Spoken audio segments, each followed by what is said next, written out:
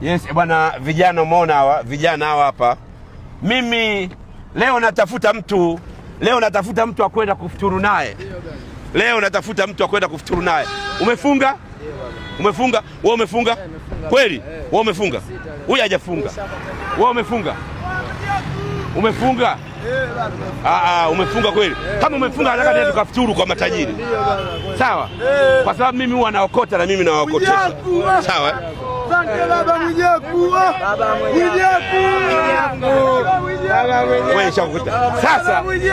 Sasa namtafuta alofunga twende tukafuturu. Ndio. Wewe umefunga? Kweli? Bwana dogo, nampa fursa huyu leo na kwenda naye kufuturu kwa tajiri mdogo wangu. Leo saizi unapata hii, ukionyesha shilingi ngapi unapata? Sasa mimi nakupa line. Kwema? Nakwenda nishampa, nakwenda kufuturu na mama naye ngoja ukote. Huu ni mwezi wa kutoa. Huu ni mwezi wa kutoa. Wewe sijakupa? Kweli? Ni mwezi wa kutoa. Wewe nimekupa tayari. Sasa nakwenda kufuturu na udogo. Tunaenda kufuturu. Uko tayari ukafuturu? Haya, mpe vitu vyako mtu. Uingiza kwenye gari tukafuturu. Mpe vitu vyako mtu. Hamna kujalia zaidi baba Mwijaku. Njoo.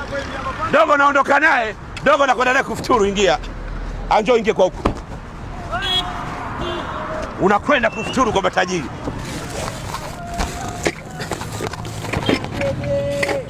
Ingia hapo mdogo wangu.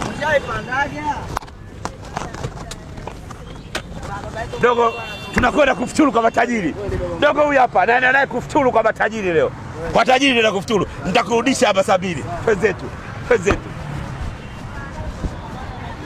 Dogo anaenda kufuturu. Anarudi baadaye. Twende kufuturu kwa matajiri mdogo wangu. Una shida gani? Tulia. Yeye. Ngoja jamaa kafuturu. Haya. Twende kufuturu mdogo wangu, unarudi baadaye. Twende kufuturu kwa matajiri. Una shida gani ukaokote? Tulia ukaokote kwa matajiri. Dogo nenda naye kufuturu huyu hapo dogo, kapumzika kwa vizuri kabisa. Tulia ukafuturu.